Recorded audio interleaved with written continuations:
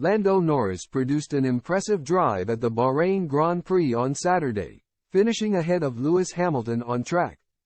Lando Norris believes that the Bahrain Grand Prix represents the best Red Bull will get this season after Max Verstappen beat teammate Sergio Perez to the race win by a margin of over 22 seconds. This will come as great news to the likes of Lewis Hamilton and Charles Leclerc, who are hoping to challenge the reigning champion in 2024. Impressive pace from the likes of Mercedes and Aston Martin across the 3 free practice sessions had generated hopes of a close race in Bahrain. But during the opening stages of the Grand Prix, it became obvious that Verstappen was picking up where he left off, dominating the field en route to victory lane.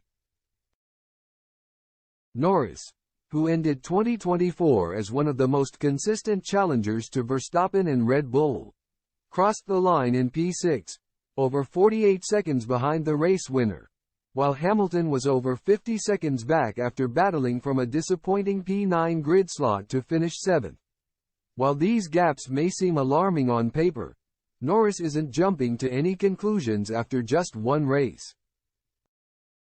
Speaking to Sky Sports F1, he said, "I think everyone is closer. I don't think it was as easy for Max. I think we've got to go to some tracks, especially on a day like today.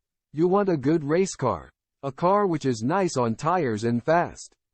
I think that's as good as the Red Bull gets almost. So I'm hoping we will be closer at certain places. We're going to still struggle at certain places too, but I think everyone's more compressed.